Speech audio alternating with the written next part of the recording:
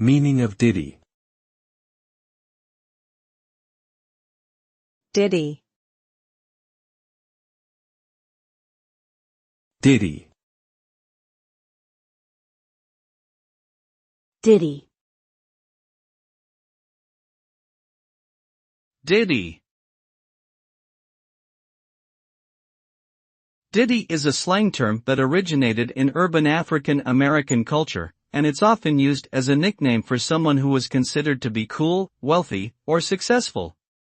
Specifically, the term was popularized by Sean Combs, also known by his stage names Puff Daddy, P. Diddy, and Diddy, who was a successful rapper, record executive, and entrepreneur. Today, the word Diddy can be used to describe someone who is fashionable, influential, or has a big personality, particularly in the entertainment industry.